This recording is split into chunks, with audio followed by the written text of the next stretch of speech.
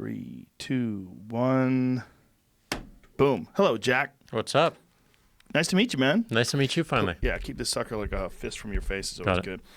First of all, dude, you started a company. When you started Twitter, when you guys first started, did you have any idea? There's no way you could have had any idea what it would be now. No. But one of the things I always try to emphasize with people when they're people like, oh, Twitter's crazy. I'm like, how could it not be crazy? There's never been anything like it before. Like, imagine trying to predict the kind of the president of the United States uses Twitter to threaten other countries. Yeah. I mean, who the fuck saw that coming? Nobody saw Not that us. coming. Not what us. did you think it was going to be when you first did it? Well, we were building this thing for ourselves, and that's how everything starts. We wanted to use it. We wanted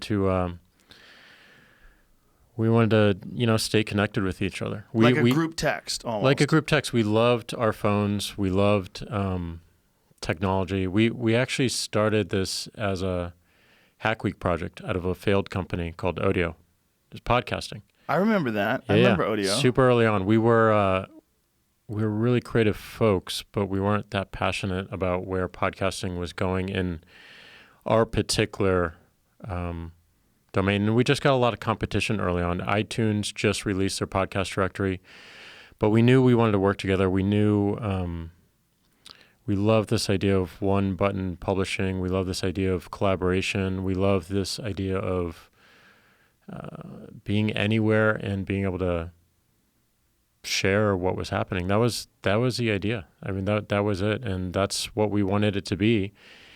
And I think the most beautiful and also sometimes uncomfortable aspect of Twitter is we really learned what it wanted to be, and the people helped create it.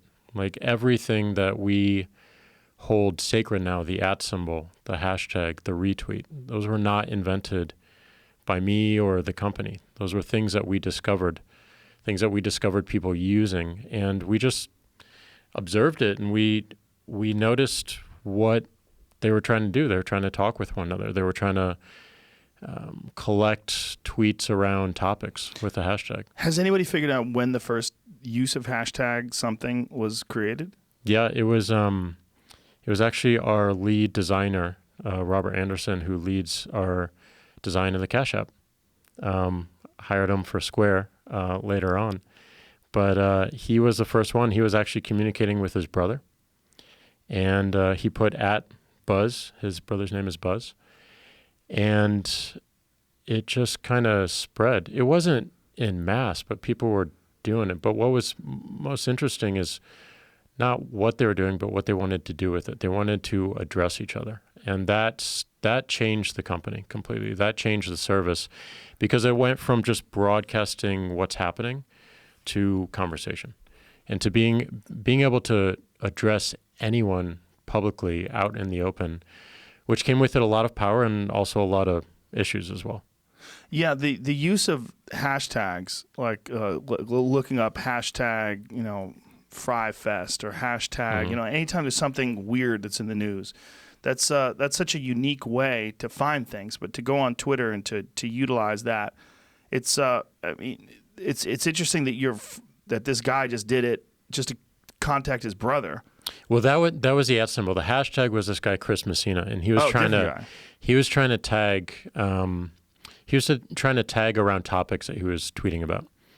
And again, that spread. All we did was made it easier. We made it more accessible. We enabled everyone to do it. With the @ symbol, we made a page that collected all mentions of your name. With the hashtag, we allowed people to search immediately, so you could tap on the keyword, and you would see everyone talking about that or tweeting about that specific hashtag. So these things were just emergent behaviors that we didn't predict, and they became the lifeblood of the service.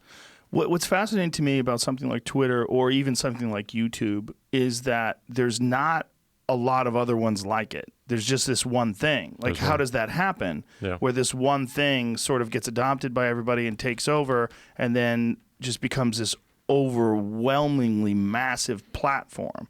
I mean, there's Vimeo, there's a few other video services, but nothing on the scale of YouTube.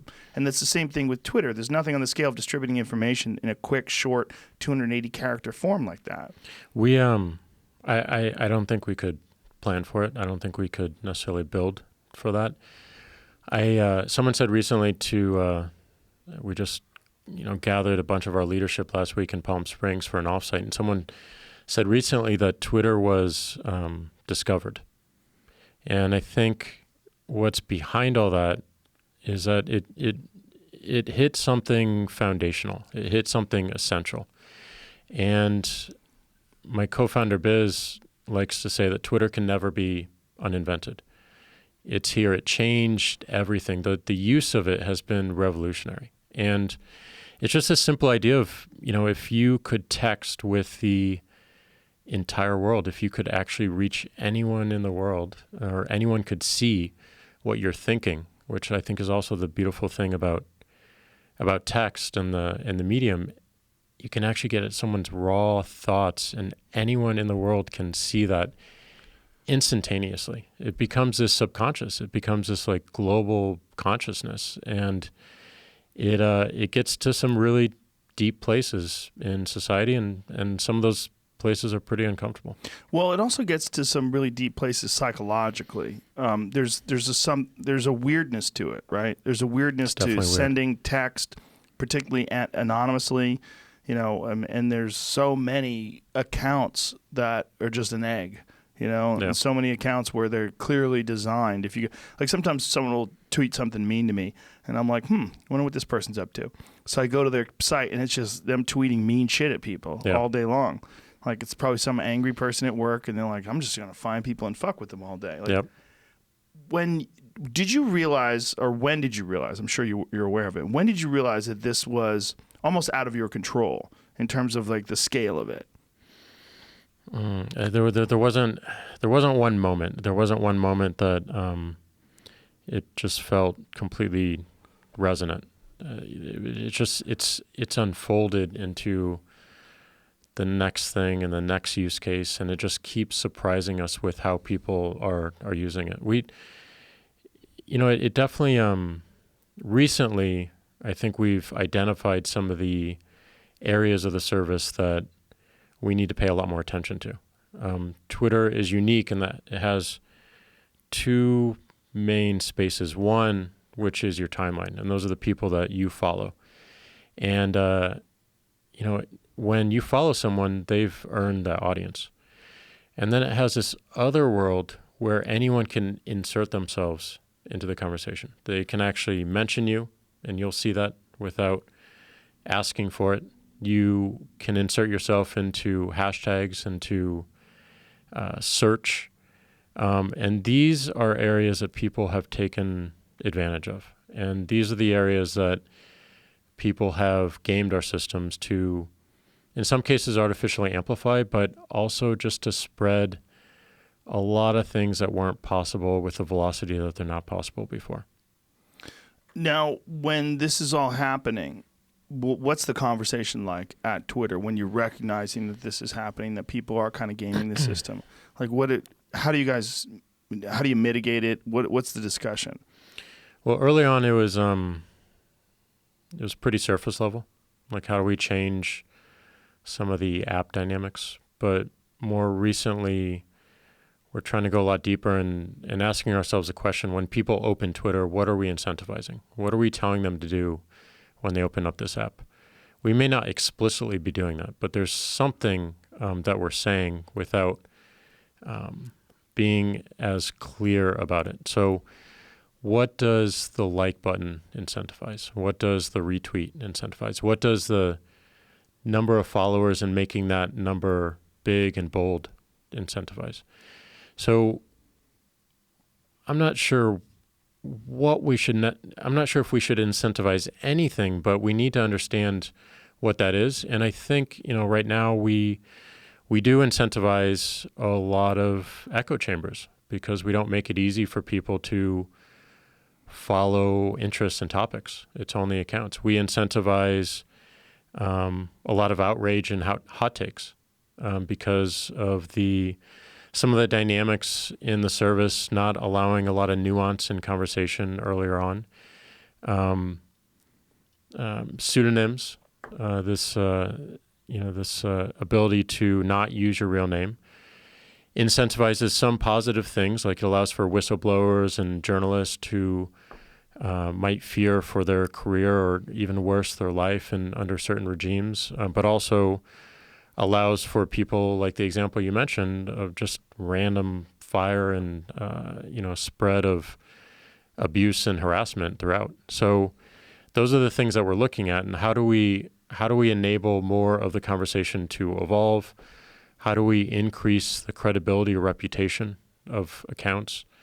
How do we identify credible voices within a particular domain, not just through this very coarse grain blue verified badge, but if you're an expert in a particular topic, how do we recognize that in real time and show that so that we can provide more context to who you're talking to? And if you want to engage in a deeper conversation or just ignore, mute, or block them. But what is the conversation like while you're at work? Like when you're realizing that all this stuff is happening, and you're realizing that now, I mean, particularly because the president uses it so often, it's such it's his preferred platform for communicating with the people. I mean, even more so than addresses. It's really, It's very strange. What's the conversation like in the office when you're trying to figure out, hey, what's our responsibility here? Like, how are we supposed to handle this? Or how do we, I mean, you're in some ways, what Twitter is doing is it's really kind of, it's flavoring the public narrative. It's flavoring the way we communicate with each other in our culture worldwide. Yeah, I mean, the conversation has definitely evolved. I think in the past we just got super reactive. We were reacting to all the negative things that we're seeing, and that led to a lot of short-term thinking. More recently, we've just looked much deeper. We don't react to the present day, where we look for some of the patterns. And we have a company that is not just serving the people of this particular country, the United States. This is global. We have global leaders all around the world using us in different ways. Some, more with a higher velocity. Some recognize more of the power.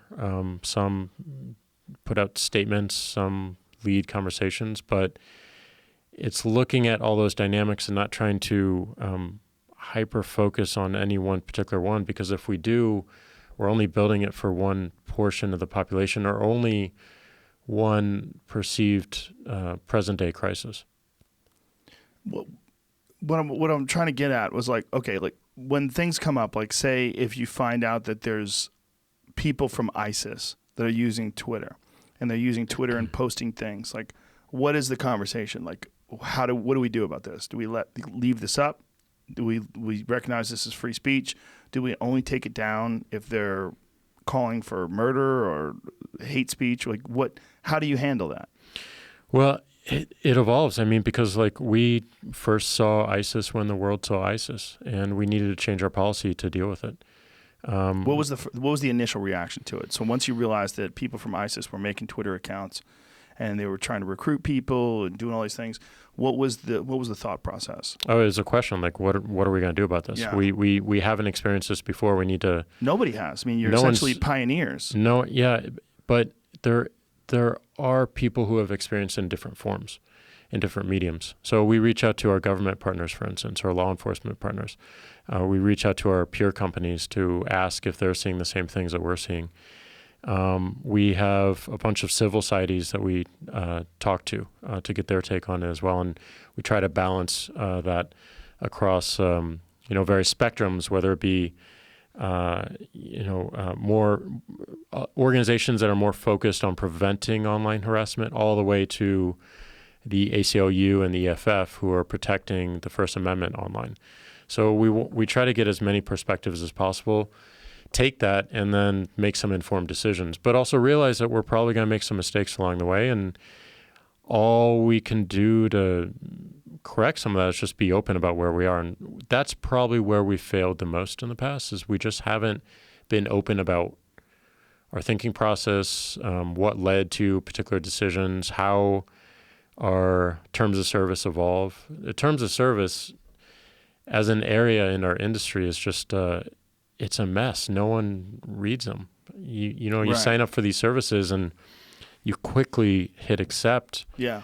And we expect people to read these rules of the road, but they haven't read them. And Have you ever read them? I have read them. You've read I your read them. own. Have you ever read Facebook's? I haven't read Facebook's. Yeah. I'm not but on you're Facebook. You're not on it? I'm not on Wow. Facebook. Fuck No. Facebook, right? No, just kidding. What about Instagram? You ever read theirs? I was in the first 10 users of Instagram. Really?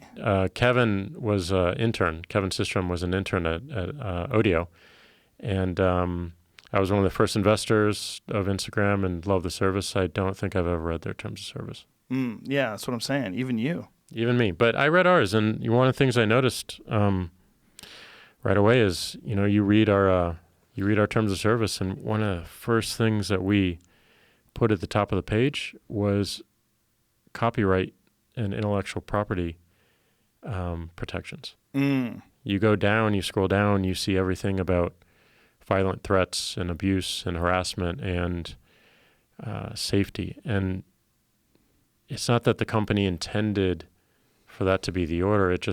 We just added things going on. But even a read of that puts forth our point of view. Like we're actually putting copyright infringement above the safety, the physical Right. safety of someone. So we need to relook at some of these things and how they've evolved and how they reacted. And But is it above just because it's listed second? I mean, they're essentially all on the same one sheet. they're on the one Is sheet. when you bring it up, when you discuss it first, is that really critical? They're all part of the terms of service. Yeah, but I think that ordering matters. Like what do we consider to be most important? Right.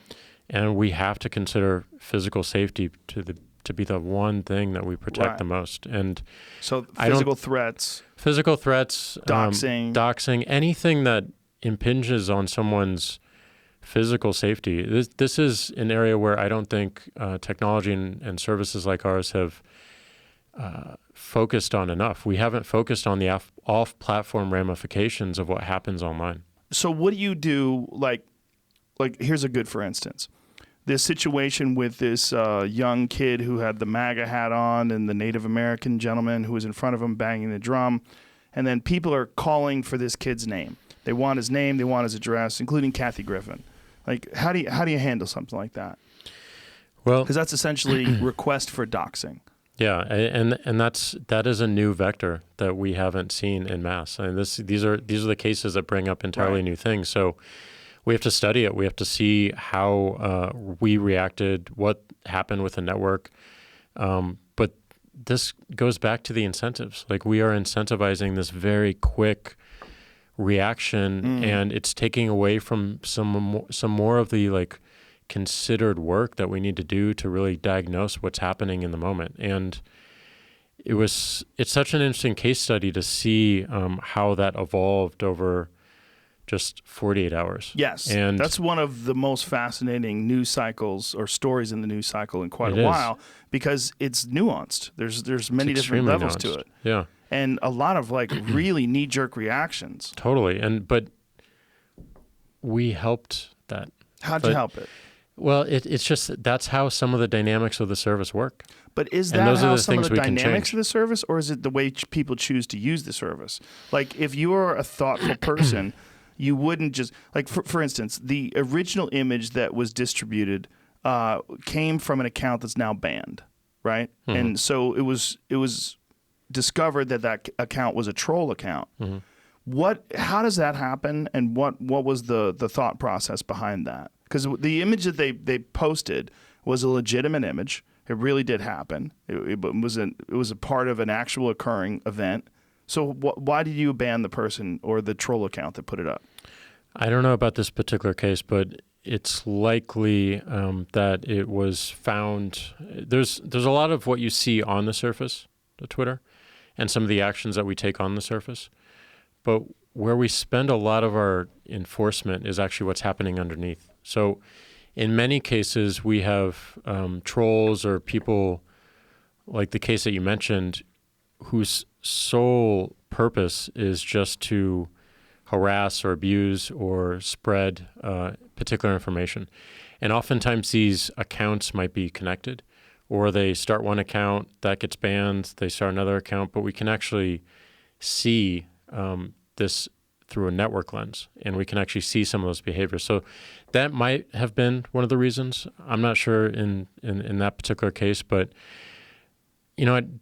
how do you know? Do you know because of IP addresses? Do you know because of a variety of things? Like it could be trying to use the same phone number, same email address, IP addresses, device IDs, all these things that we can use to judge what's happening within the context. So we do have a lot of occurrences of suspending or temporarily suspending accounts because of activities across accounts, and that happens a ton. But what I mean in that we're helping this right now is like some of the incentives. Like just imagine seeing that unfold, and when you see someone with one take, it kind of emboldens something to follow along, and then this mob kind of rules. Yeah. So there has to be a way for us to incentivize a lot more considered and more nuanced introspection of what's going on. Yeah, give everybody mushrooms. That's probably the only way. I don't know. How are you going to get people to be more considerate? I mean, this Providing is more essentially context. you're engineering social behavior, right? Providing more context. How providing so? more context. Like an example, let's take Brexit, for example. Okay. So if I followed a bunch of accounts that like Boris Johnson, who was constantly giving me information about reasons to leave, I would probably only see that perspective. Nigel Farage. Yeah, and those a lot of folks just will not follow accounts that have a completely different perspective or a different influence. A number of people do. Hopefully journalists do. But most people won't do that work. So this is the only tool we give people: follow an account. If, however, during that time you followed the hashtag vote leave, 95% of the conversation and the tweets you see are all reasons to leave, but there's a small percentage that shows a different perspective and that shows a different reasoning. We don't make it easy for anyone to do that, and that is a loss. Easy for anyone to follow the alternative perspective. Follow the hashtag, follow a topic, follow an interest. And because of that, we help build an echo chamber, right, and something that doesn't really challenge any perspective. And not to say that we should force that upon people, but we don't even make it easy for people to do in the first place. The way you do that today is you go to the Explore tab, you search for a hashtag or you tap into a hashtag, and you can see all the conversation. But that's work. And most people just won't do the work. They'll stay in their timeline. They'll see what they need to see. And I can certainly imagine, why, if I'm just following a bunch of people who have the exact same take on this, it just continues to embolden, and they see nothing of a different perspective on the exact same situation. What's interesting to me is the difference between Twitter and Instagram. Essentially, it's not just the photographs. What's weird that has happened was there's shitty people on Instagram as well. I mean, there's a lot of arguments and things along those lines, but they don't overwhelm the initial post. Whereas with Twitter, it's on a different surface. Yeah, Instagram is a post. I mean, it's a post. It's not really eliciting conversation. But it's eliciting not just comments. That. It's difficult to follow the conversations. I don't think there is a conversation. Sometimes there is. Sometimes people are going back and forth about a particular subject that's discussed in the initial post, but it's not very clear. Yeah. Whereas with Twitter, it's only conversation. It's only conversation. But even if there's a photograph, even if somebody posts a photograph on Twitter and has conversation under it, the photograph seems to be like of secondary importance. Yeah, it's super fluid and super messy too. But the thing is, on Instagram or any blog, you have this post, this statement, and you have comments underneath. Whereas with Twitter, everything is on the same surface. Right. It's all one surface. Yeah, my friend Kurt Metzger likes that about Facebook. He says because in Twitter, he goes, I post something, and then all these fucking morons post something, and he goes, because Kurt, he's very animated. He's like, and their shit looks like just like my shit. It's all together, all piled up. He goes, but if I post something on Facebook, he goes, I have this whole thing. Like, this is the original statement, and then underneath it, yeah, you fucking say whatever you want, but no one's reading that. Yeah. Like, they're reading the original initial post, and it's clear that there's a differentiation between the initial post and the secondary posts. Yeah, I there's room for both models, but this conversation, most conversations, it's not you making a statement and me just reacting to that. Right. Like our conversation evolves based on what we say. We can interrupt one another. We can, we can completely change the subject. I can take control of the conversation, and the people who might find that interesting follow it, and the folks that don't just stop listening. Whereas you can't do that in a post-comment model. Yeah, it's also, text is so limited. It's great for just getting out actual facts, but it's also thinking. It's just so close to thinking. Like there's no composition. Right. And that to me is the most beautiful thing about Twitter, but also something that, can be uncomfortable. Like I can compose my life on Instagram. I can compose my thoughts within a Facebook post, and it can look so perfect. But the best of Twitter is just super raw, and it's right to the thinking process. And I just think that's so beautiful because it gets to consciousness. It gets to something deeper. And I think that deeper. Well, how so? How is it different than a post on Instagram or a post on Facebook? The speed demands, the character constraint, the speed kind of just demands a more conscious, present, focused thinking versus like stepping back and composing a letter. Yeah, and composing a letter and thinking about all the outcomes. But oftentimes people do compose it as a letter, and they break it up into separate 280 character posts. Yeah, the threads. What was the thought process in going from 140 to 280?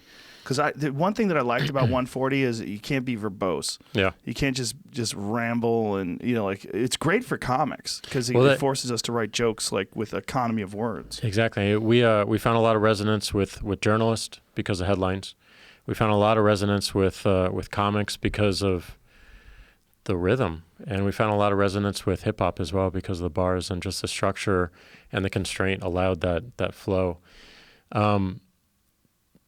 The thinking was we looked at our languages around the world, and there's some languages like German, 140 characters, you can't really say much. Can't really say much at all. Right, because the words are so long. There are some languages like Japanese, 140 characters is 140 words. Oh. And what was interesting about Japan was Japan is one of our largest countries. We're bigger than Facebook there. Are you not bigger than Facebook in America? No. What the fuck? I don't even use Facebook. Sorry, Facebook. I don't either. I mean, I use it in terms of if I post something on Instagram, it goes to Facebook. Yeah. But when I go to Facebook, it just seems like a lot of, well, this seems like Twitter too, a lot of arguing. But Twitter seems to be more fun, if that makes any sense. Even though there's a lot of chaos. One of my favorite things is when someone posts something stupid and then underneath it is a bunch of GIFs. Do you say GIFs or GIFs? How do you say GIF? Does anybody know? Ask him. GIFs. How do you say it? GIFs. I say GIFs. Yeah. The jury's out. A bunch of GIFs that are hilarious. Yep. Like just mocking someone relentlessly. Like, I mean, that is one of my favorite things about Twitter. When someone, like if Donald Trump posts something ridiculous, and then I'll go and I'll look at the responses. I'm like, bah! Like, I don't even care. It's a public conversation. Yes. You can see how everyone reacts. But like, it's all the interesting thing about Twitter is there's not one Twitter. It's like you have politics Twitter, which can be super toxic. You have sports Twitter. You have NBA Twitter. You have MMA Twitter. You have UFC Twitter. You have K-pop Twitter. You have esports Twitter. You have Black Twitter. That's Jamie's. Jamie loves Black you Twitter. have all these different Twitters, and you have a completely different experience. Yes. Based on what Twitter you follow and what Twitter you participate in. Some of them are like super engaging, super funny. Some of them are you want to walk away from it. Yeah, I got to a certain point where I couldn't read replies anymore. It's just not that it's that toxic. The vast majority of interactions I have with people are super positive. Like, Yeah. I mean, absolutely, like more than 99%. But it's, I don't have time, and I don't have time to be constantly responding to people. And it just, the sheer numbers, I think when I got around 3 million-ish followers, I'm like, I can't do this anymore. It's overwhelming. Like, I don't have the resources. Yeah, I'm a huge believer in serendipity. So you look at your replies once, and you might see something that just like strikes you, and that's enough. You don't need to read through all of them. Yeah, And sometimes, it but just, then you might miss something groovy. You might, but I also believe the most important things come back up. What I used to do a lot, I would go through my mentions, and when people would, I essentially used it as almost a news aggregator. I would go through my mentions, and people would post cool stories, and then I would retweet those. And so, because people knew that I would retweet them, they would send me a lot of cool stuff. So, because of that, because of reciprocating, I got a lot of really cool stuff sent my way. Yeah, you're pushing more out, expand the network. Yeah, Yep. and I reinforced it. I wanted to thank people for posting cool stuff, and they loved the fact they would get a retweet, and so they would send me like interesting science stories or very bizarre nature stories, and I'd just be retweeting them all the time. But then after a while, I'm like, this is just a lot of time. It's a lot of time. So now, essentially, what I do is I just post something, and I just kind of like, I just walk away. But that speaks to what we want to incentivize more. We want more people contributing things that back to the network, back to the public conversation. And I know it doesn't feel like this today for most people, but my ideal is someone walks away from Twitter learning something, and they're actually learning something entirely new. I think and that it might be a new happens perspective. That happens a lot. It probably happens more often than we depending on who you think. follow. Exactly. It's all dependent on the Twitter you follow, and like the health Twitter is amazing. I learned I followed Rhonda Patrick and a bunch of folks who are into sauna and Wim Hof and Ice Baths and Ben Greenfield, and you just follow them and you just get all this new information about alternative views of how to stay healthy, how to live longer, and I can't find that anywhere else in one place like that. And then it's not just them broadcasting. When they retweet something or when they tweet something, there's a whole conversation about it. So, some people say this has not been my experience, or this is not true for me, or actually, have you seen this connected thing? And I just go down this rabbit hole, and I learn so much, but that's not the experience for everyone.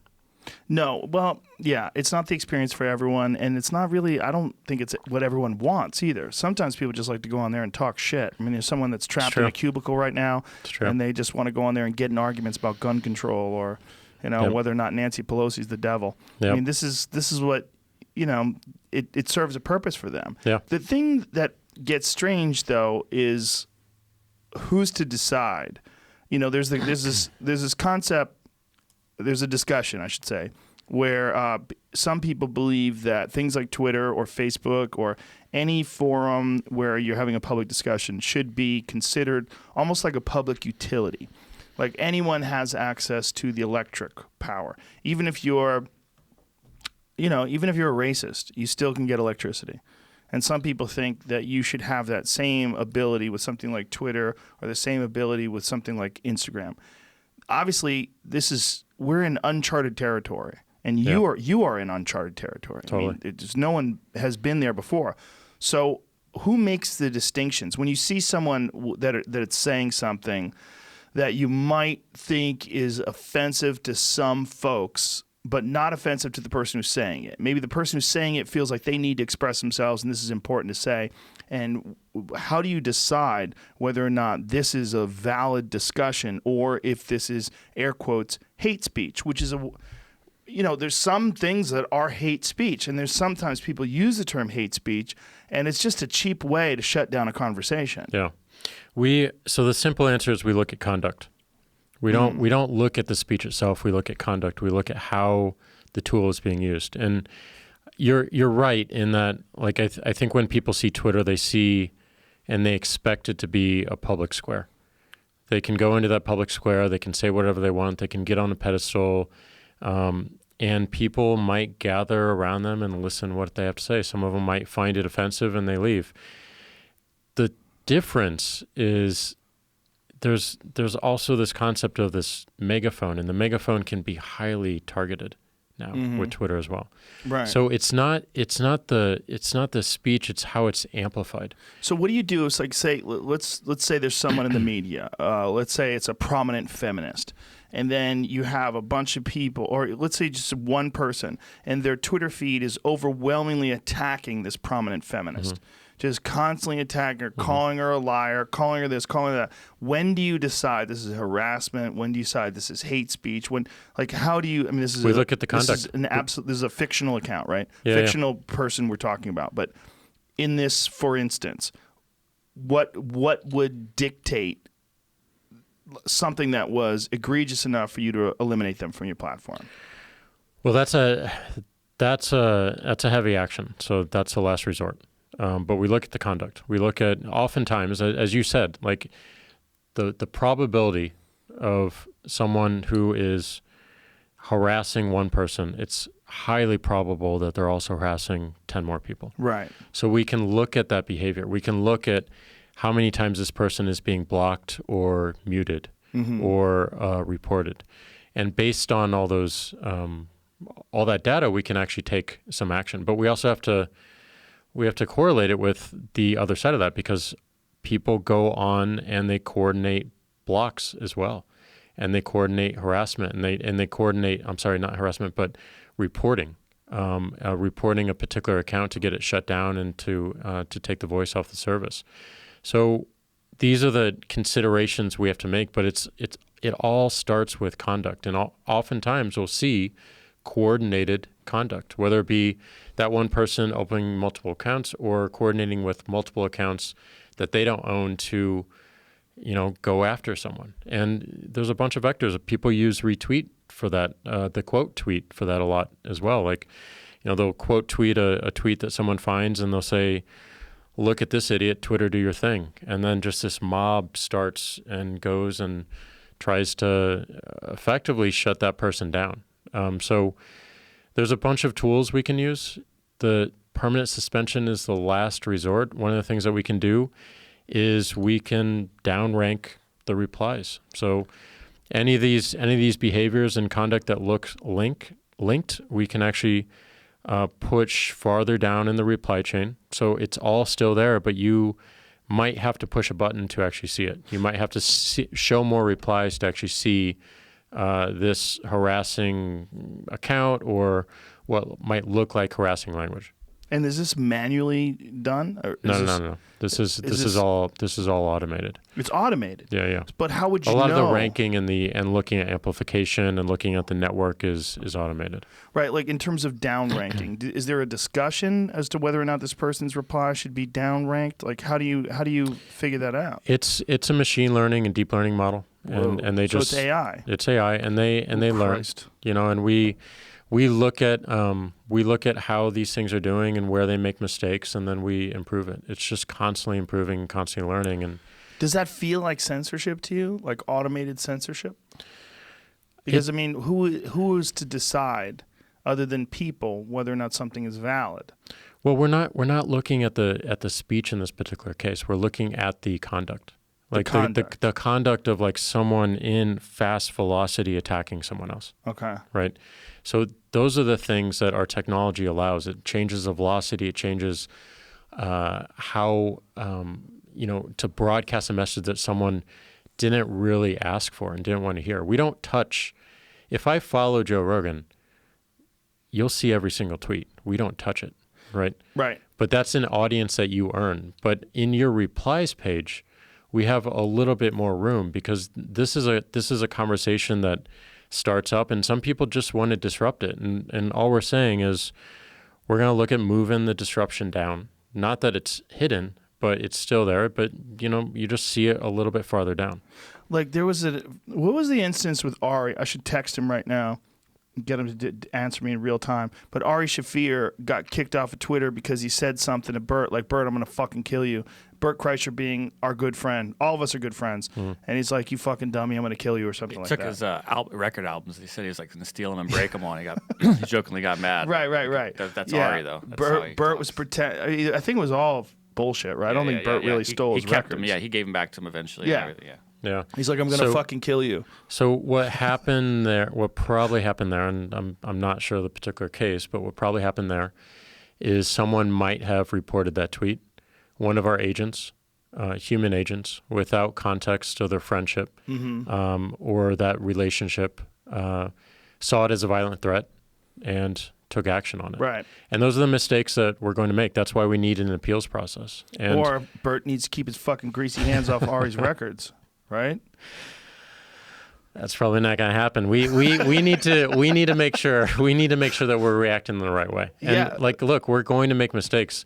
We're trying to. The problem with this system right now is most of the work is actually and the burden is actually on the victims of abuse while they're getting harassed. So a lot of our system doesn't enforce or act unless these tweets are reported. Right, so we don't take suspension actions or removal of content actions unless it's reported. The algorithms rank and order the conversation, but they don't take suspension actions. They don't remove content. They might suggest to a human to look at this, who might look at our rules and look at the content and try to look at the context of the conversation and then take action. But we would like to move towards a lot more automated enforcement, but more importantly, how do we highlight, how do we amplify more of the healthier discussion conversation? Again, not removing it. We're going to a world, especially with technology like blockchain, that all content that exists, that is ever created, will exist forever. You won't be able to take it down. You won't be able to censor it. It won't be centralized at all. Our role is around what we recommend based on your interest and based on who you follow and helping you to get into that on-ramp. But if you look at the arc of technology, it's a given that anytime something is created, it's going to exist forever. This is what blockchain helps enable down the line. And we need to make sure that we're paying attention to that, and also realizing that, our role is like, how do we get people the stuff that they really want to see and they find valuable, that they'll learn from, that they'll make them think, that will help them evolve the conversation as well. Now, when you say amplify the messages that you deem to be more positive, right? Like, how do you decide that? People decide it. People decide it based on are they engaging in replies? Are they retweeting it? Are they liking it? Are they? But sometimes it's really negative. Like sometimes the people that are engaging it because they're attacking someone. So is that valuable or is it just unfortunate? It's valuable. I mean, every signal is something that we can learn from and we can act on. But it's going to constantly evolve. I mean, it's these models that we have to build will constantly have to learn what the network is doing and how people are using it. And, our goal is healthy contribution back to the public conversation. That is what we want. We want to encourage people into more bigger, informative, global conversations that they'll learn from.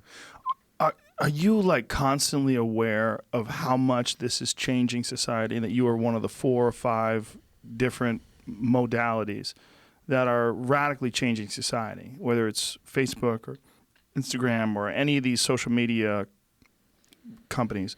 It's radically changing the way people communicate with each other. Like there's a giant impact on the way human beings talk Yeah. and see each other, and the way we process ideas and the way we distribute information. It's unprecedented. There's Yeah. never been anything like that before. And you setting up something that you think is going to be a group chat. Do you remember the early days when you would say like, at Jack is going to the movies? You would say like, that's how we would say it. I would say at Joe Rogan is on his way to dinner. Yeah. Like that's how people would do it. Status. Yeah. It was weird Yeah. that somewhere along the line that morphed. It morphed And because it's- that's what the world wanted to do with it. That's what where the they world wanted to take do it. with it. Yeah. And I just think it's so reflective of what the world is, and in some cases what the world wants to be. So it's a pathway for thinking, just a pathway for people to get their thoughts out, but a really a powerful one, an unprecedented method of distributing information. It's really nothing ever been like this before. No, and it won't. This mode of communicating will not go away. It'll just get faster. It will become a lot more connected, and that's why our work is so critical to figure out some of the dynamics at play that make it that cause more negative outcomes than positive outcomes. I think about it because it's just a hugely significant thing. But I also think about it because of podcasts, because podcasts are in a similar way. Just no one saw it coming, and the people that are involved in it are like, what the fuck are we doing? Yeah. Like me.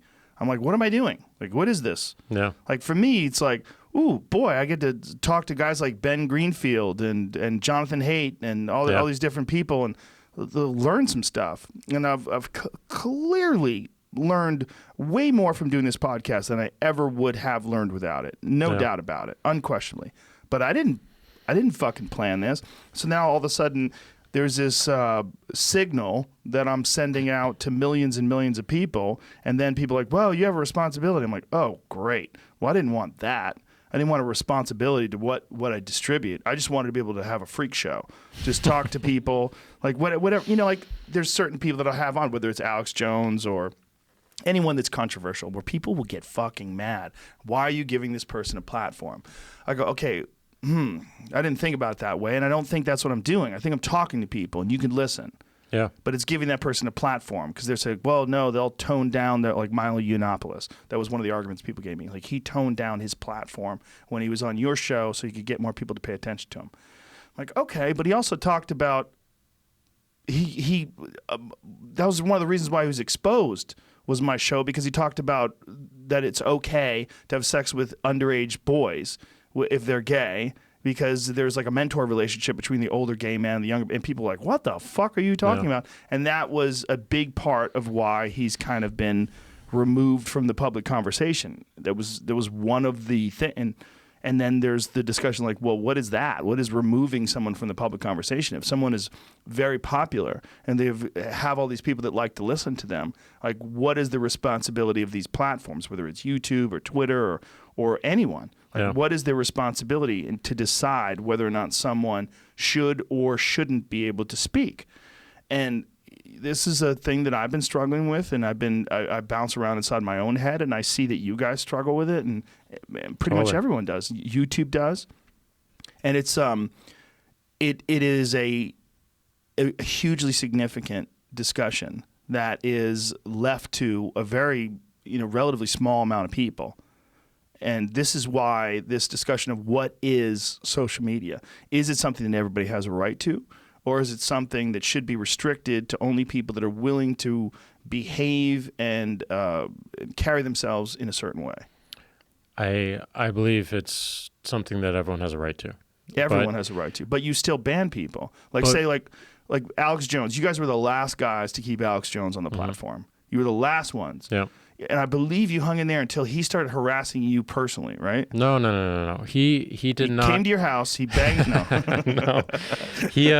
No. He did very different things on our platform versus the others. Okay. So we saw this domino effect over a weekend of one platform banning him, and then another in very, very quick succession.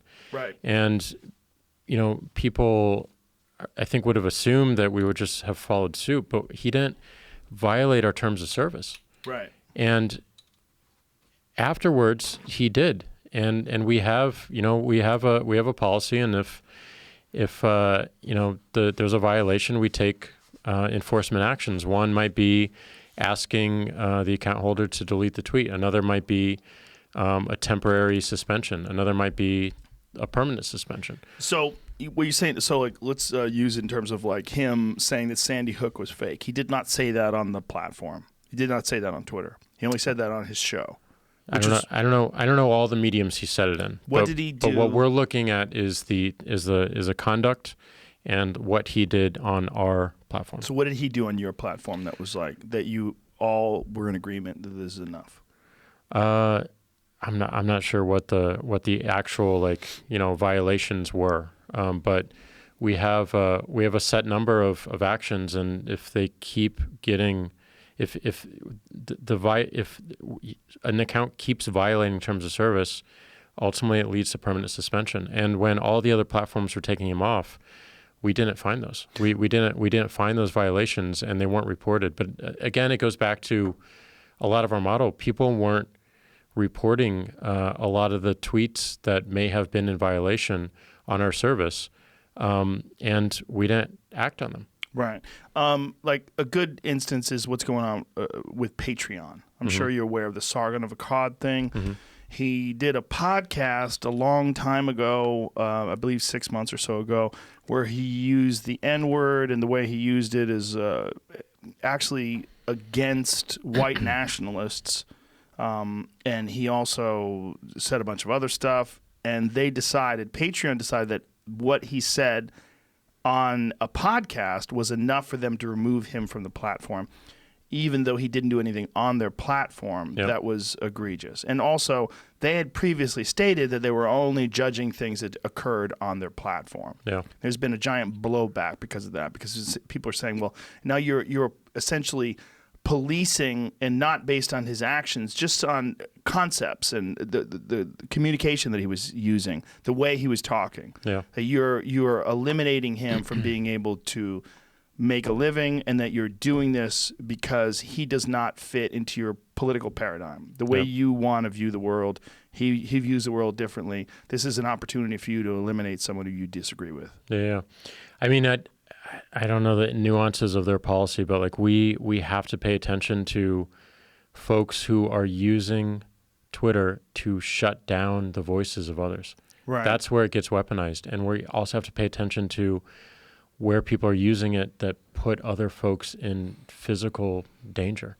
And that is where we need to be most severe. But otherwise, everyone has a right to these technologies. And I think they also have a right to make sure that they have a very simple and open read of the rules. And we're not in a great state there. Our rules and our enforcement can be extremely confusing to people. What has been the one thing that came up that was perhaps the most controversial? Like, I know my friend Sam Harris was trying to get you guys to ban Donald Trump. He was saying if you follow your terms of service. I just did a podcast with him actually as well. Should come out today or tomorrow.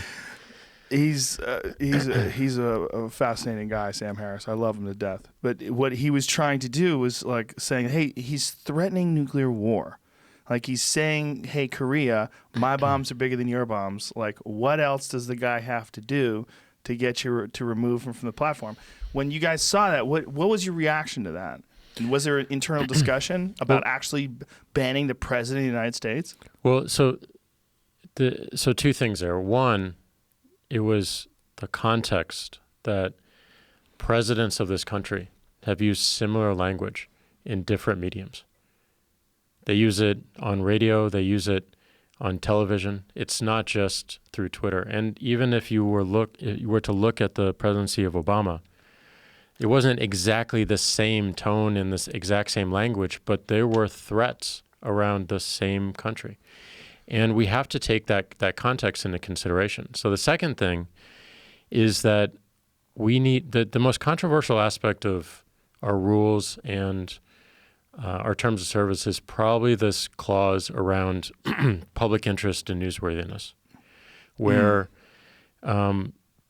powerful figures or public figures might be in violation of our terms of service. But the tweet itself is of public interest. Yes. There should be a conversation around it. And that is probably the thing that people disagree with the most, and where we have a lot of internal debate. But we also have some pretty hard lines. If we had a global leader, including the President of the United States, make a violent threat against a private individual, we would take action. We always have to balance that with, like, is this something that the public has interest in? And I believe generally the answer is yes. It's not going to be in every case, but generally the answer is yes, because we should see how our leaders think and how they act. And essentially, That informs voting. That informs Yes. the conversation. That informs whether we think they're doing the right job, or we think that they should be voted out. well, it's very important to see how someone uses that platform, and when someone uses it the way he uses it, and then becomes president and continues to use it that way, that's when people are like, "What?" He's been consistent. I think he joined in 2009, 2012, and Yeah. you look at all of his tweets all the way back then, and it's pretty consistent to today. Yeah, I mean, he likes to insult people on Twitter. It's fun does. for him. He does. It's just I never thought he would keep doing it. I thought once he became president, maybe he'd just lock it down, try to do a good job for the country, and then, after 4 years or 8 years, just go back to his old self. Fuck you, fuck the world, fuck this. Yeah. But no, he's just. It's just, in one way, it's hilarious. See, as a comedian, I think it's awesome because it's so hilariously stupid. It's so preposterous that he even has the time to talk about Jeff Bezos's affair and the fact that he got caught with the National Enquirer getting text messages and calls him Jeff Bozo. Like, don't you have shit to do, man? Yes. But as a comedian, I am a gigantic fan of folly, almost against my better judgment. I like watching. I like watching disasters. I like watching chaos.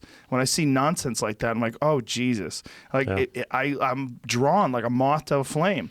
But on the other part of me is like, man, this sets a very bizarre tone for the entire country, because one of the things about Obama, like Obama or hate Obama, was he was very measured, very articulate, obviously very well educated. And I think that aspect of his presidency was very good for all of us, because he represented something that was of a very high standard in terms of his ability to communicate, his access to words, the way he measured his words and held himself. I think that's good for us. Like, It's aspirational. Well, it's like, look at that guy. He's talks better than me.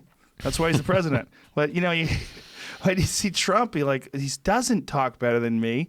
He doesn't use Twitter better. He's just this fucking madman. But isn't it important to understand that Yes, and to see it exactly. and hopefully that informs opinions and actions? 100%. That's my point. That's my point, is like that this is this weird gray area where I think overall I definitely support your decision to not ban him for violating your terms of service. Like, we need to know. Yeah.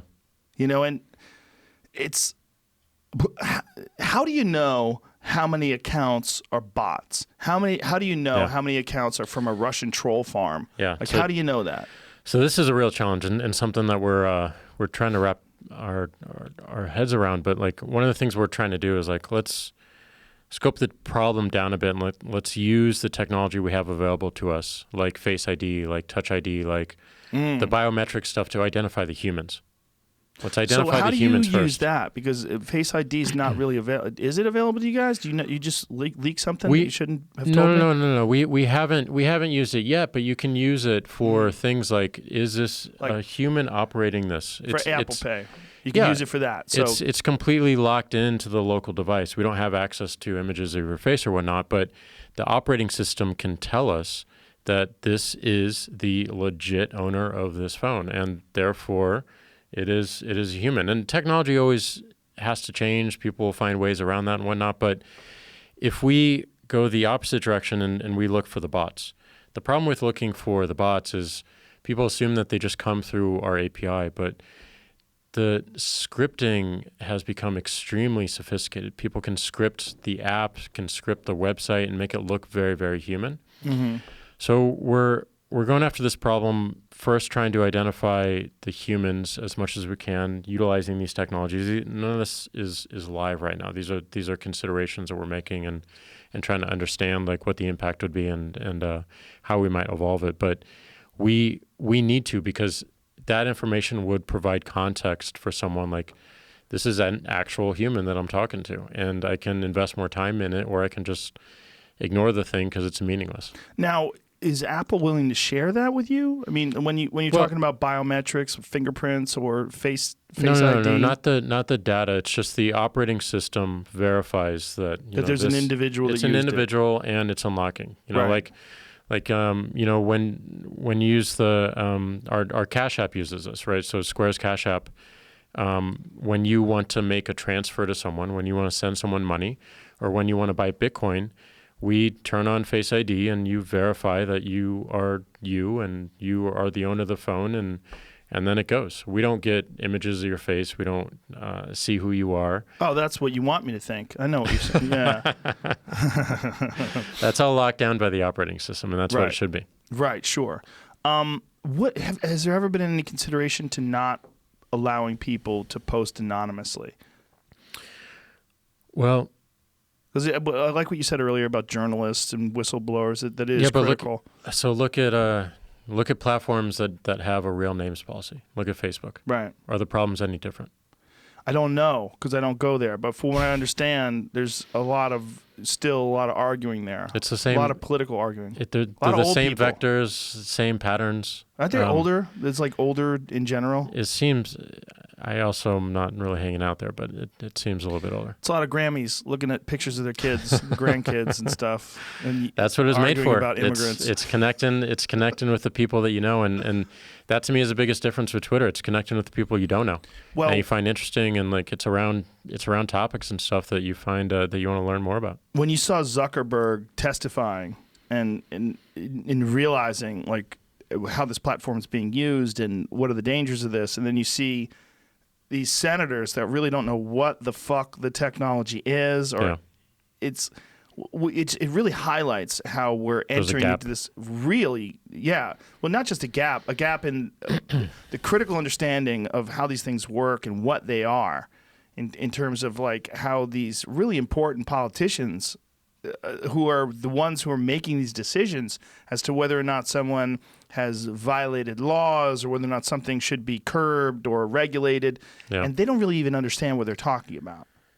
No, I mean there's so few people do because they're not using it directly. They're not using it in the way that people are using it every single day, and they don't have the same experience that people have every single day. And in terms of regulatory and our regulators and our governments, I think the conversation is often about how regulators will come in and start writing rules and setting expectations for how companies or services might behave. But there's a role for the company to educate, and there's a role for the company to educate on like what technology makes possible, whether it be positive and also some of the negatives that become possible as well. So I think we have a role to help educate and to help make sure that we're really we're pushing towards what I think the job of regulator is, which is number one, protect the individual, number two, level the playing field, and make sure that those two things are not compromised by special interests trying to protect their own domain or profits or dominance within a particular market. What do you mean by level the playing field? Level the playing field so that an individual has the same opportunity that someone else might have or a company might have.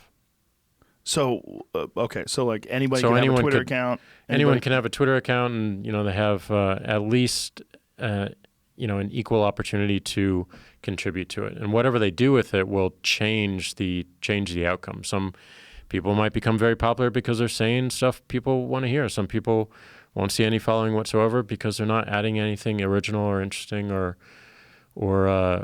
different in terms of perspective. Where do you see this going? When you look at these kind of emerging technologies, not necessarily emerging anymore, established now, but still a new thing in relative terms of human history. Where do you see this going? And does it get more intrusive? Does it get deeper into our lives? Like, what when you look at new technologies like augmented reality and things along those lines, do you see new possibilities and new things that make things even more complicated? I mean, yeah. I mean, we just have to assume that we naturally use more and more technologies, more and more things become open, more and more things increase their velocity. There's more communication, not less. Like this is not going away, and it's just a question of what we do with it. So where I want it to go is, and where I want Twitter specifically to go is, I think it's existential right now that we have global conversations about some things that will become crisis. Climate change being one of them. There's no one nation state that's going to solve that problem alone. Economic disparity being another. The rise of AI and job displacement and just like us offloading decisions to these algorithms. Those are things that no one nation, no one community is going to solve alone. It takes the entire world to do so. So I want to make sure that we're doing our best to get people seeing these global conversations and ideally participating in them, because it helps us solve the problems faster. I just believe that more open society allows us to solve problems much faster.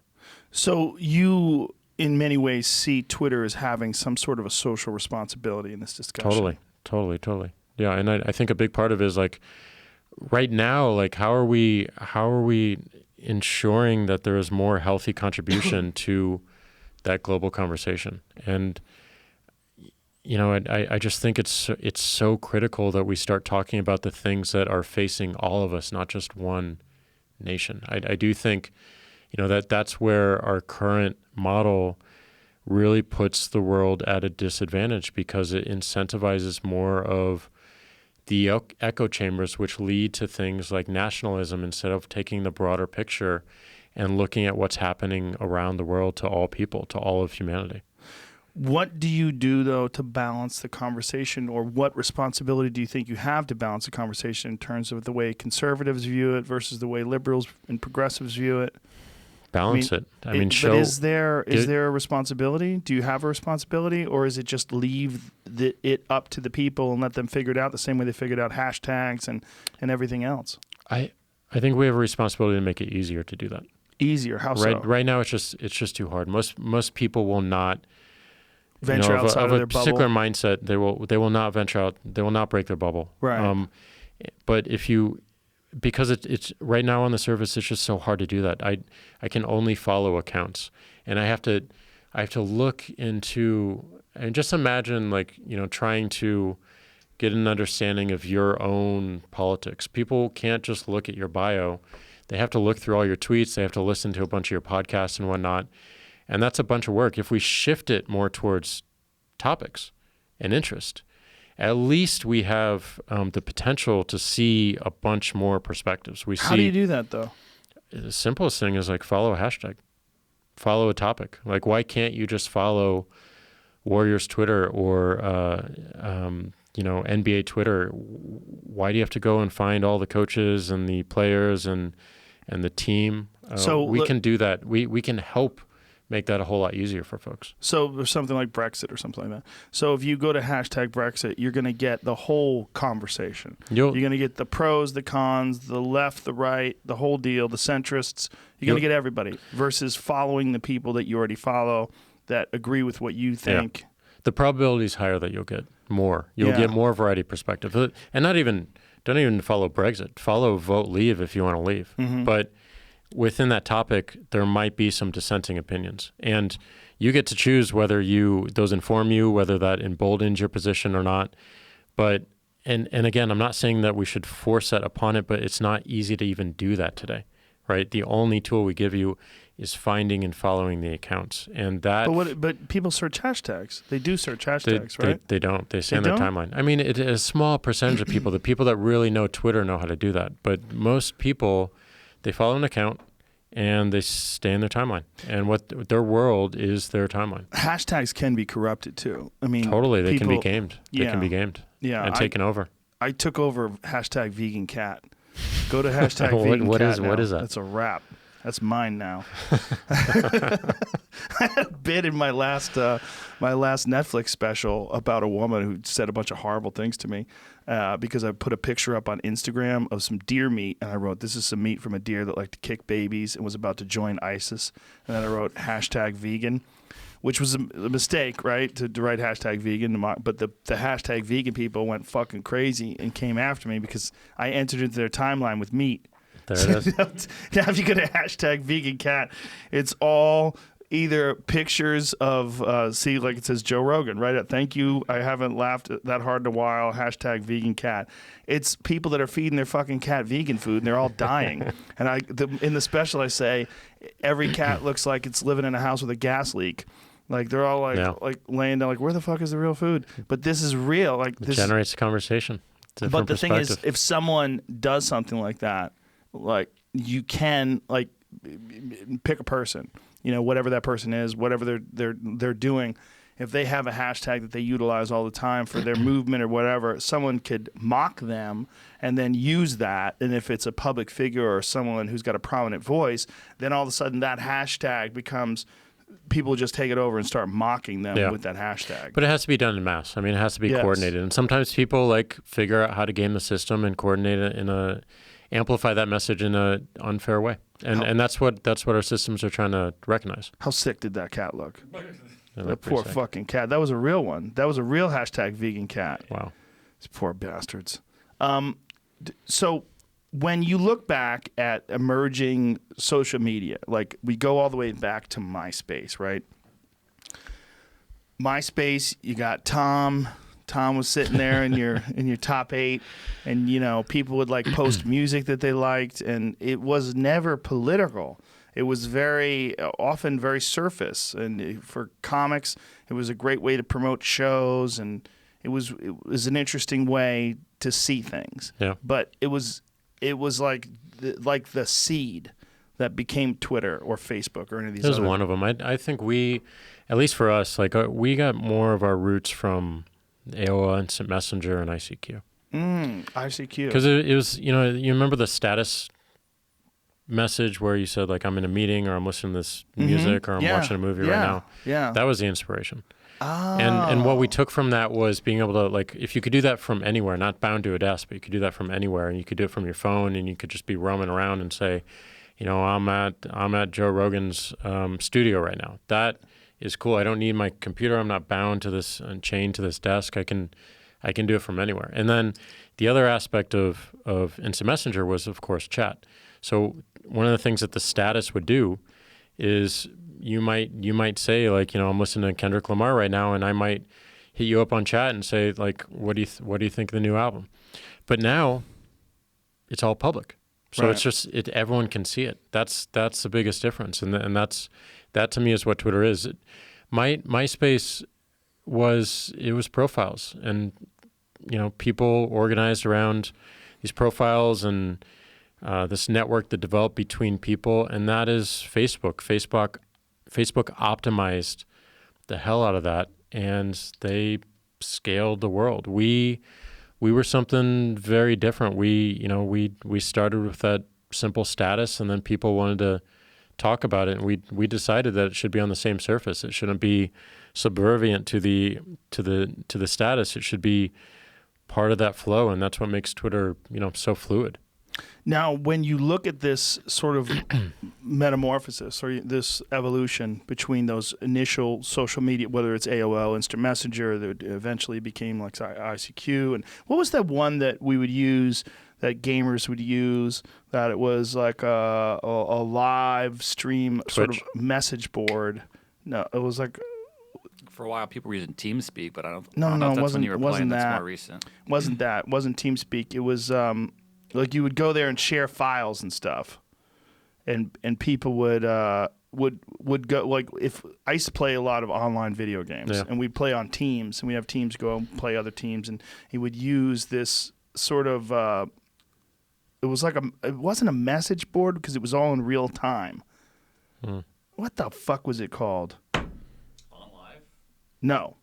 Okay. All right, forget it. Yeah, sorry. Anyway, guys would go there and you could send people files through it. Yeah. And teams would go and meet, and it would be a chat, like an online chat that would be in real time. Yeah, I mean, we have a lot of our roots in AOL and Messenger, but also like IRC, Internet Relay Chat, and Usenet, which were these old Internet 70s technologies. IRC is what I was talking about. IRC? Yeah. That's what I was talking okay. about. Yeah. So Internet Relay Chat is Yes. like this giant chat room that anyone Yes. can join, and it's arranged around topics. And That's what's interesting about that is you could see people typing, you see it occurring in real time, you see it popping up in real time. Yep. Just I wonder, like, what is the next evolution of this? Because no one saw anything going from ICQ to Twitter. No one saw anything going from that to Instagram and to where we're at right now, where it really does flavor the conversation of our entire culture. I mean, before it was just a thing that was happening on people's computers. Yeah. Now it's a thing that's happening on people's computers and now phones and now your whole life. It's a very different influence. yeah, And I wonder, because everything does accelerate. Things constantly move forward and become more and more integrated into our life experience. And I wonder what is the next stage of this. Like the secular trends, and you look at technology, and you look at technologies like blockchain, for instance, and I think we're moving to a world where anything created exists forever. That there's no centralized control over who sees what. These models become completely decentralized, and all these barriers that exist today aren't as important anymore. What do you think of something like Gab? Like, Gab seems to be a response to the fact that some people are getting banned from other platforms, and they're just allowing anybody to come on and say anything they want. Yep. The downside of that is, of course, the most horrible people are going to be able to say anything they want with no repercussions. The good side is anybody can say whatever they want. Yeah, I haven't studied them too much, but I do know that they have taken action on accounts as well. They have suspended accounts, and they have a terms of service as well. What have they suspended accounts for? Do you know? I don't know. It's probably conduct related. It might be doxing. Probably, right. But it's just a question of, like, the rules, and if you agree to the rules, then you sign up for the service, and if not, there will be other services. But like you look at the trends, and I think certainly things become a lot more public. Certainly things become a lot more open. Certainly the barriers and the boundaries that we have in place today become less meaningful. And I think there's a lot of positives in that, and I also think there's a lot of danger that we need to be mindful of. Now, you as a CEO, as a guy who's running this thing, what has this experience been like for you? Because I gotta imagine that it wasn't anything that you predicted. No one predicted Twitter, right? Yeah. So to all of a sudden have this responsibility. Twitter changed everything. I mean, And you're a young guy. How old are you? 42. That's young. To be in control of that much, and to have it over the time of, what has it been, 11 years? 13 years. We'll be 13 in March, yeah. Yeah, so you were really fucking young. Yeah. Like, what has that been like for you? It's been both beautiful and scary and uncomfortable and learning. It's just been a ton of learning and evolving, and like it shows me every single day where I need to push myself and what I don't know. And I think a big part is like just the realization that we're not going to be able to do this alone, and I don't think we have to either. These are what the technologies continue to allow, is we can. If we have to have all the answers around enforcement or policy, whatnot, we're not going to serve the world. We have aspirations to serve every single person on the planet, and we have aspirations to, be the first consideration for the global public conversation. And if we're the bottleneck for all of this, we're not going to reach those aspirations. So it's just thinking deeply about how we might distribute more of this work and decentralize more of it and look at the platform itself and like what we need to change to reach that reality. And I think we got to look really deep and foundational. It goes back to your question on 140. One of the things that we saw was, we shifted to 280 characters, and that, this 140 characters is so sacred. It became this cultural thing, and I was in love with it, and so many people are in love with it. But one of the things we noticed as we moved to 280 is that the vast majority of tweets that are broadcast don't go above 140, even with that limitation raised. But where they do go above 140 is in replies. When people reply, they tend to go over the 140 character limit and even bump up into the 280 limit. And what we've seen it allow is just more nuance in the conversation. It allows people to give more context and kind of just get their experience on the table a little bit more, whereas 140 did not allow that. So we have seen that increase the health of those conversations and the discussion. So it's stuff like that we need to question and not hold so sacred. Is there any consideration to expanding it further? Not right now. We're How about 1 million characters? No? Well, we don't have edit tweets right now, so do you think that that's good or bad? Well, if you can't edit 140 characters, you're going to be really pissed off if you write 1 million characters and you can't add those things. You know what I would like? I would like edit, the ability to edit, like if you make a typo or something like that, but also the ability for people to see the original. Yeah. Like edit, but see the original. Like say... We're looking at exactly that. Oh, really? We're looking at exactly that. The reason we don't have edit in the first place is we were born on SMS. We were born on text messaging. When you send a text, you can't take it back. Right. So when you send a tweet, it goes to the world instantaneously. Right. You can't take it back. So when but we have doesn't that to exist anyway? I mean, no matter what, if you send someone something, even if you on Instagram, people are going to know the original. Yeah, they screenshot it and they do their thing. But like, you could build it such that maybe we introduce a 5-second to 30-second delay in the sending. And within that window, you can edit. I'm going to need more time than that, dude. If I fuck something up, someone has to tell me. But hey, man, you misspelled that word. Ah, shit. Did I? God damn it. Sometimes autocorrect gets you. Totally. But the issue with going longer than that, it takes that real-time nature and the conversational flow out of it. Yes. So then we're delaying these tweets. And like when you're watching UFC or you're watching like Warriors basketball, a lot of the great Twitter is just in the moment, it's the roar of the crowd. It's looking across at someone you're in this virtual stadium with and just saying oh my God, that shot. Can you believe it? But isn't clarity more important because you're not going to give up? It depends on the context. Yeah. You're still going to have the ability to communicate quickly. Yeah. But you also have the ability to clarify. That's where we need to really pay attention, because if you're in the context of an NBA game, you want to be fast and you just want to be of the moment and you just you want to be raw. But if you're in the context of considering what the president just did or making a particular statement, then you probably need some more time. And we can be dynamic there. What's interesting to me is how few people use video. I thought when you guys have video on Twitter, I'm like, wow, a bunch of people are going to be making videos and putting those up on Twitter. And it's not. It's not that often. It depends on who you follow. It's huge for some aspects of Twitter. It's less so in others. But what aspects is it huge for? A lot of sports. I mean, we see a lot of just the replays and the recaps and for sure. Yeah. Aspects of a particular shot that people want to comment on. I think it's dangerous for us to focus too much on the medium. Whether it be images or GIFs or video, it's more about the conversation around it. That's what we want to optimize for. It's definitely very popular for sports and folly and there's there's a bunch of animal attack videos. Nature's Metal's a good one, and Hold My Beer. That's another good one. I mean, it's all videos.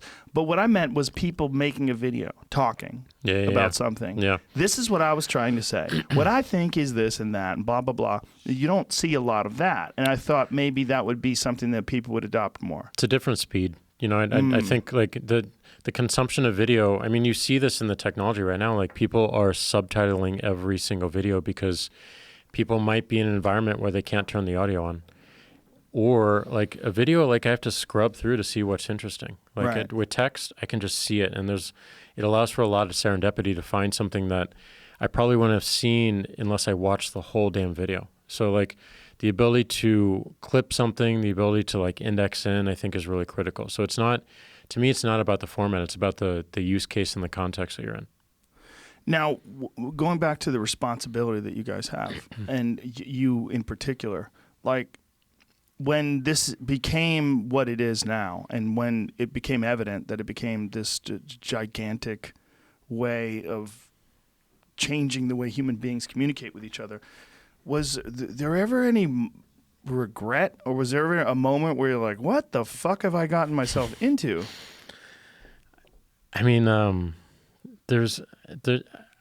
always reflective of where I am and what I'm doing. I think the biggest has been around twofold. One, how the dynamics of the service allow it to be weaponized in order to silence someone else or to drive them off the service entirely, which goes against the entire concept of free speech and free participation. Like we just can't stand for that. We need to make sure that everyone feels that they have an opportunity at a voice, and when you have these coordinated attacks, it's not fair. The second is around this concept of an echo chamber and a filter bubble. I don't feel personally good about that. I don't feel that we thought that through enough in the early days. I think we should have moved towards biasing the service towards topics and interests much, much sooner than we're now considering doing. Now, when you have these considerations, when you take these actions, do you consult with psychologists or sociologists or historians or people that try to put in perspective for you what the ramifications of each individual move would be? I try to read as much as possible. I try to talk to as many people as possible, just get a completely different perspective. And is there any internal disagreement about actions that you take? Oh yeah, there's always debate. There's always debate, but I think my role is to ask questions and make sure what is our goal here? What are we trying to do? And that evolves. That evolves. Like, and is this over the long term going to be a net positive for all humans, all humanity? Like, how do we balance the considerations of how we serve everyone, and like how do we get down to a fundamental answer, an essential answer, and that to me is where the real truth is when you can get to something foundational. But I like having conversations with as many people from as many different fields as possible and getting the perspective on it. So I ask questions all the time. It's interesting the way you're phrasing this too, that you are looking at this as a method to save or to help people, to serve people. Mm-hmm. You're looking at this as a way that you can benefit society. The society can benefit from your platform, can benefit from this ability to communicate. You're not just looking at it as a tech company that has to remain profitable. And that's one of the more interesting things about tech companies to me. I mean, there's been a lot of criticism, maybe justified in some ways, that tech companies all lean left.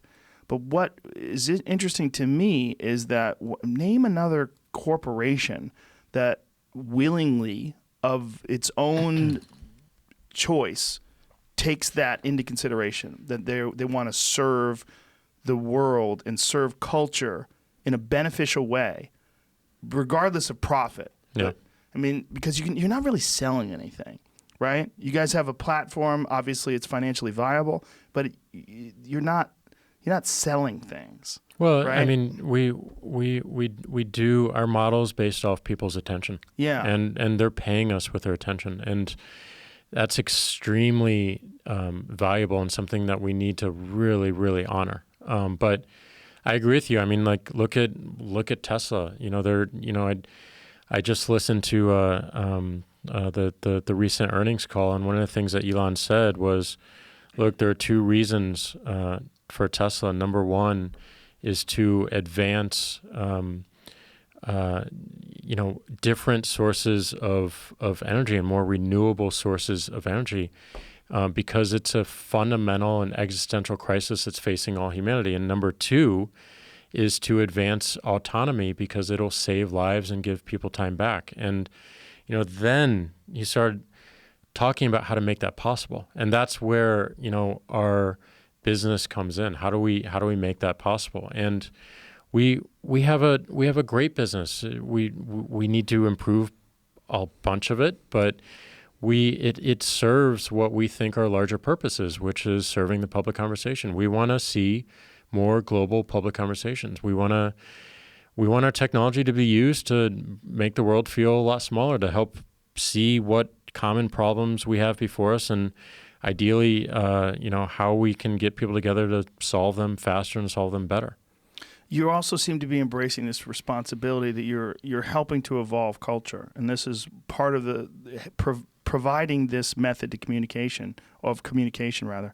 It's helping to evolve culture, and this is something that is really only applicable to tech companies in some strange way. And it's weird that so many of them share this. Like, I was personally a little weirded out when Google took out "Don't Be Evil." Like, that was a big part of their operating model. Did they take that out? Yes. Yes. Right? Make sure I don't want to get sued. I'm pretty sure they removed that from, what would you call that? Their operational directive? Like, what is... It was in the code of conduct. Code of conduct. And it's not there anymore, right?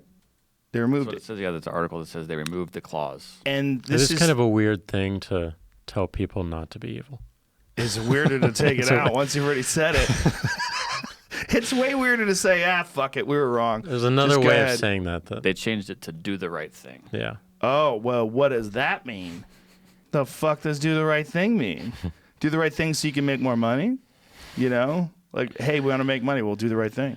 It makes more money. Yeah, that's why this openness is so critical. That's why to me the public conversation is so important, is we can talk about stuff like that. And there will be companies forming today that look at objectives and mandates like that and base their whole culture around it. And is that the right idea?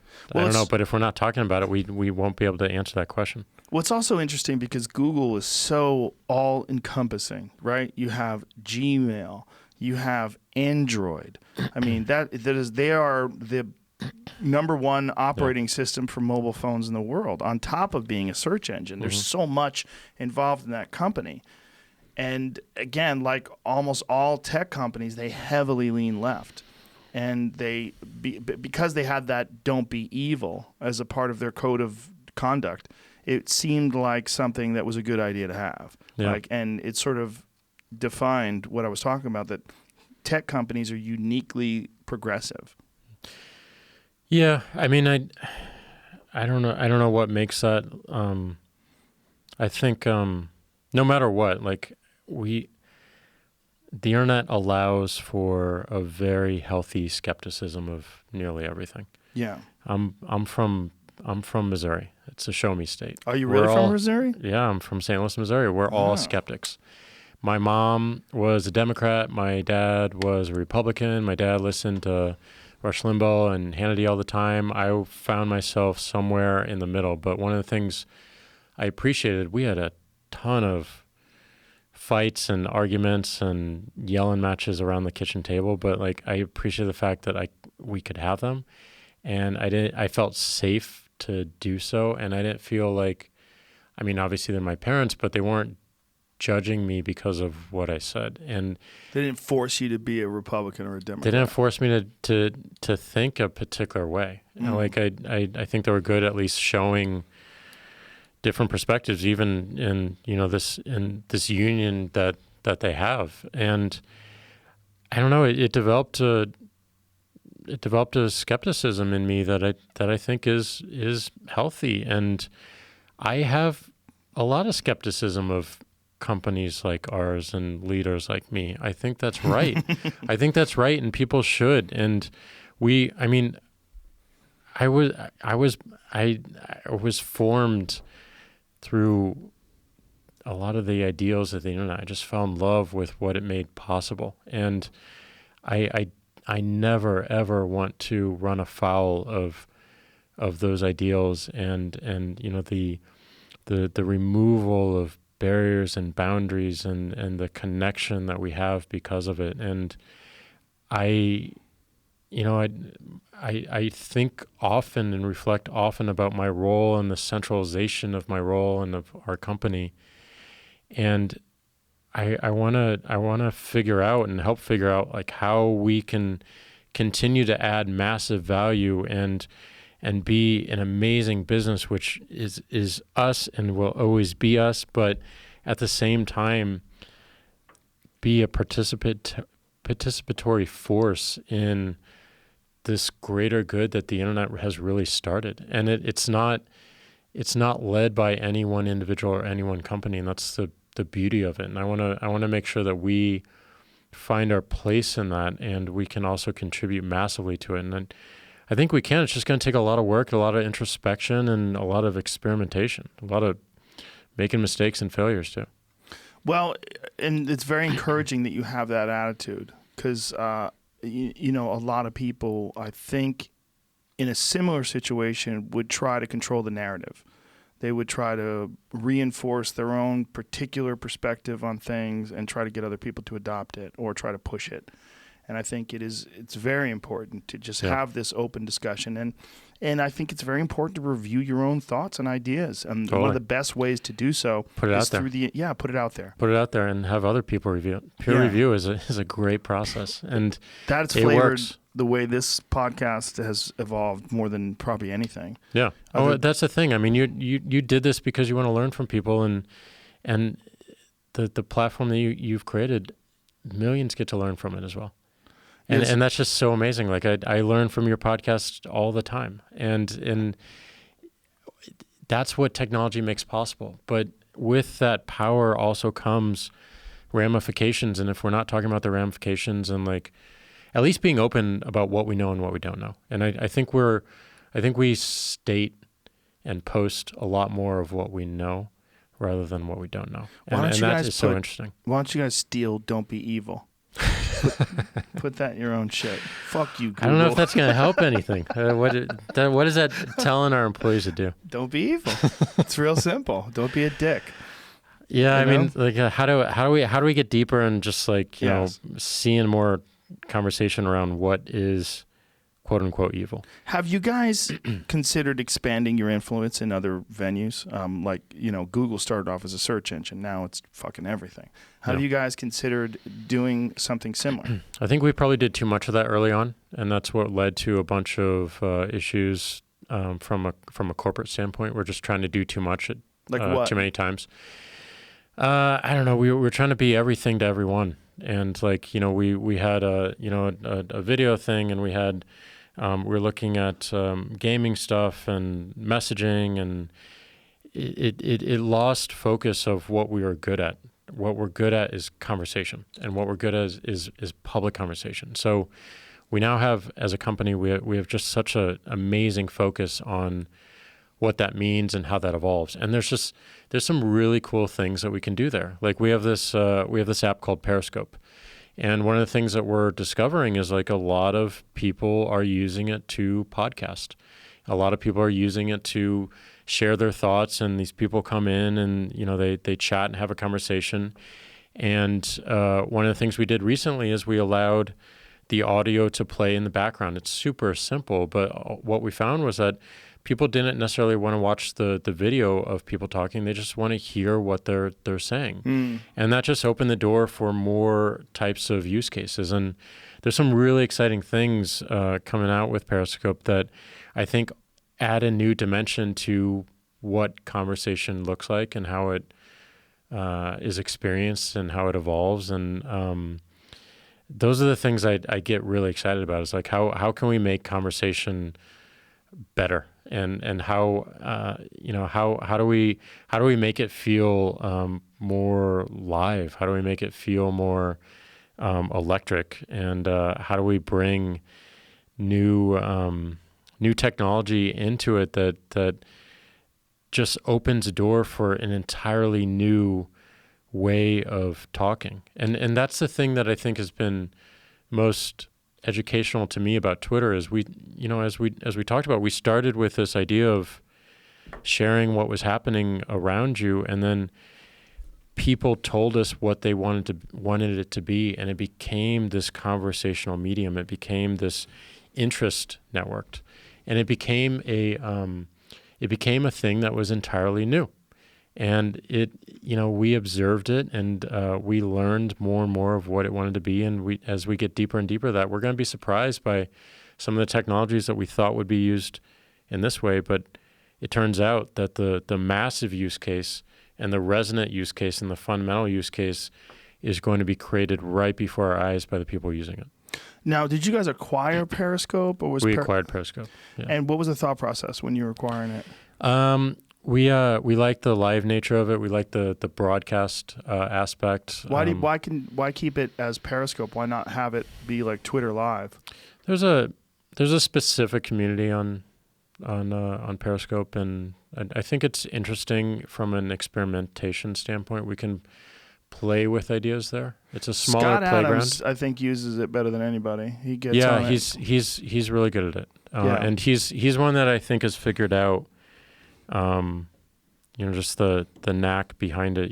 He starts every one of them with this simultaneous sip of coffee. So he gets his listeners and his viewers engaged right away, and then he just goes on, and then every now and then he'll look at the comments and riff off them. So he lets people build up too. Like he'll announce that he's going on, and then wait a little while, say hello to some people. Yep. Then once a bunch of people are in the room, then he starts talking. Yeah, and I find that so interesting, because that is the future of conversation. It's looking at the patterns. It's looking at what people are trying to do with the thing, and then you build technology around it, and that becomes the next big thing. And we have to hone our power of observation, hone our power of like connecting the dots and looking at all the patterns and what people are.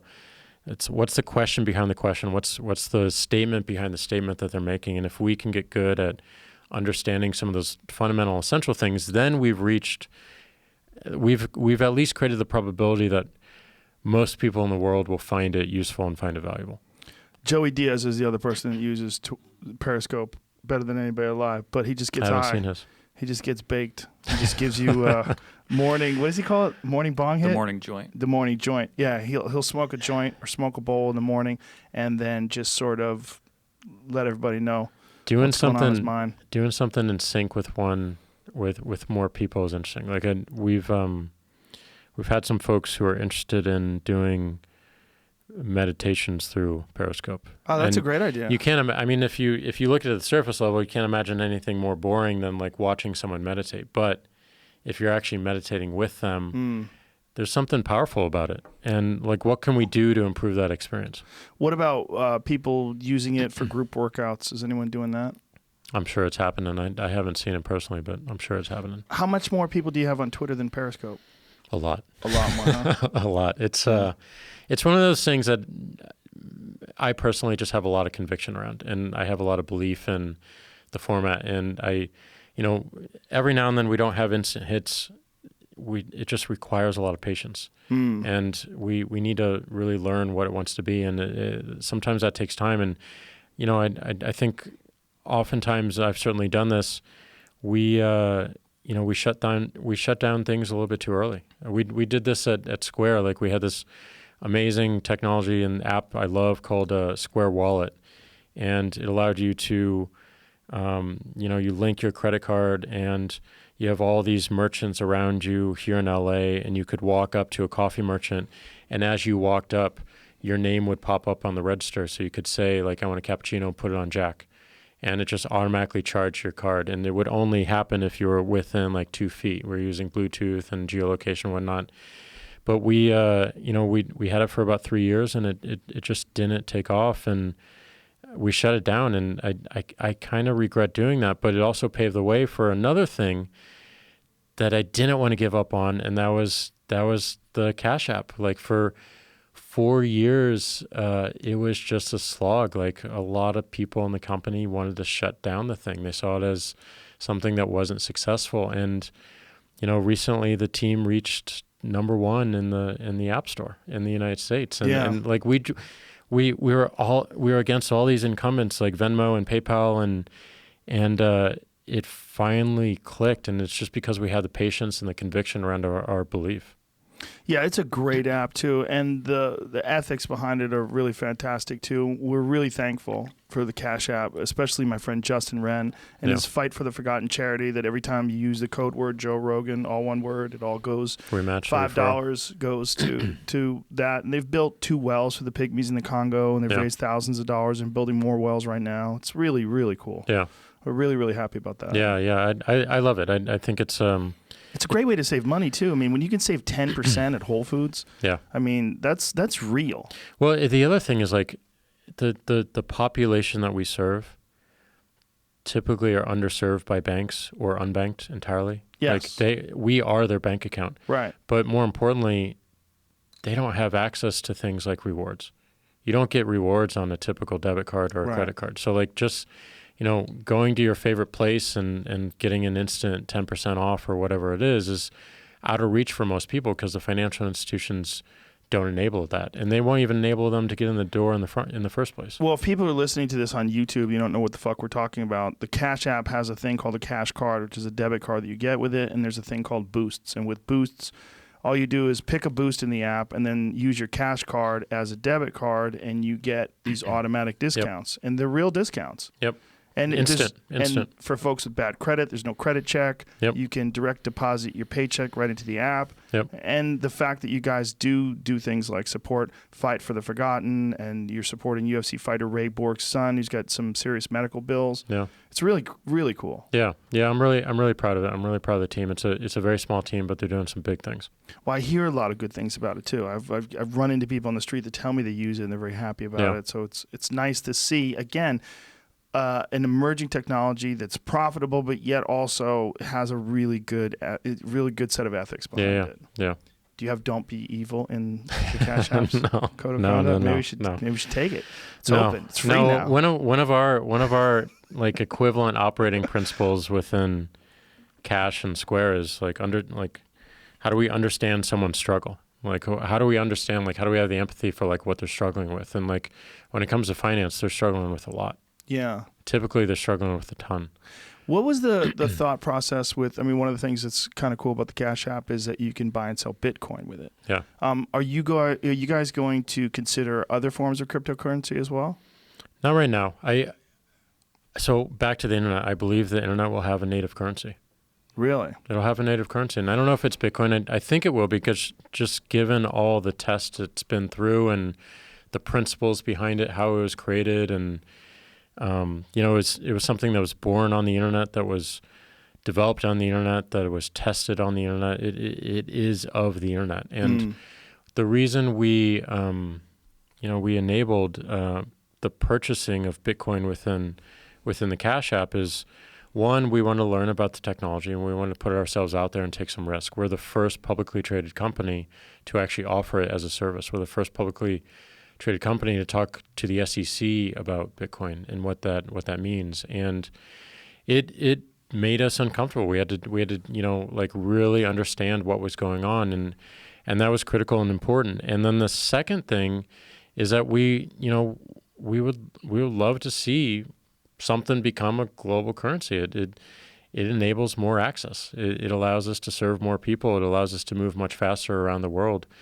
and we thought we were going to start with how you can use it transactionally, but we noticed that people were treating it more like an asset, like a virtual gold, and we wanted just to make that easy, just the simplest way to buy and sell Bitcoin. But we also knew that it had to come with a lot of education. It had to come with constraint because, 2 years ago, people did some really unhealthy things about, purchasing Bitcoin. They maxed out their credit cards and put all their life savings into Bitcoin. So we developed some very simple restrictions and constraints, like you can't buy Bitcoin on the Cash App with a credit card.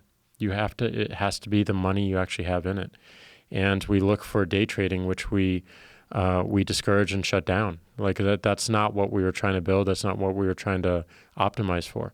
we made a children's book explaining what Bitcoin is and where it came from and how people use it and where it might be going. So we really tried to take on the role of education and to have some like very simple, healthy constraints that allowed people to consider what their actions are in the space. Now, when you have something like the Cash App, which is it's very much a disruptive technology in terms of like decentralization of banks and currency, and to have it where everything is going right, you're direct depositing a paycheck right in the app if you so choose, and then you could also buy Bitcoin, which is another disruptive technology. I mean, this is another step towards this sort of new way of doing things. Yeah.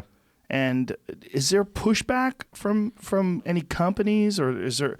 Oh yeah. I mean, like you just look at like some of the major banks and their consideration around Bitcoin.